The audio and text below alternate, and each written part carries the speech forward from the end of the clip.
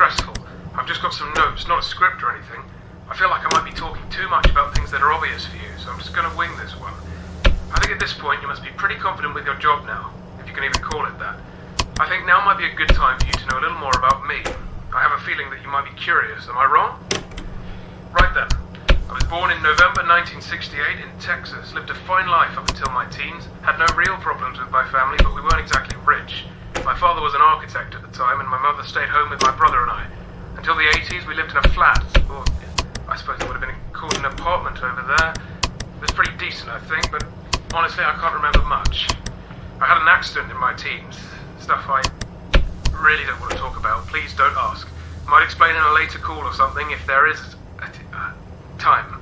Anyway, fortunately I survived the injury, believe it or not. It was all down to a very generous donor of blood. The whole thing was pretty strange and vague for us, and all I know was a small team of people, or maybe it was one person, was willing to give tons of blood to the hospital, and after an entire encyclopedia of signed papers, the transfusion was allowed on behalf of the procedure being an experiment. I was close to death, bear in mind. I lost most of my memory from before the incident, and the whole event caused a huge stir in the media. I was 18, and with the state I was in, paparazzi wasn't the best treatment. You know? So I sorted out something with my parents, and we moved here to England. So, hopefully on top of being a security guard, you can be a friend too.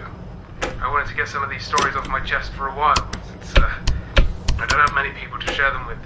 And my daughter's kind of busy most of the time. Just someone for me to talk to.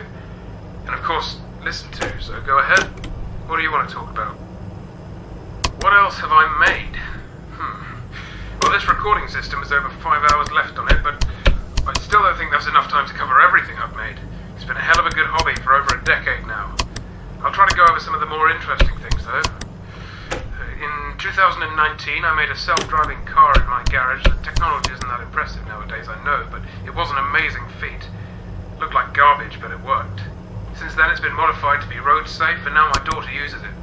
Back in the late 90s, I made a few electric guitars, sold them to a secondary school, and in 2016, I made a video game with Bonnie's help. Oh, Bonnie's the name of my daughter, not sure if I mentioned that. Oh yeah, and of course I made the 3D printers recently, which helped me print smaller plastic parts for projects and toys and whatnot. That's really it, don't think I should mention anything else right now. Hope that clears it up. I've been a real busy guy, love creating things. See you on your 5th night.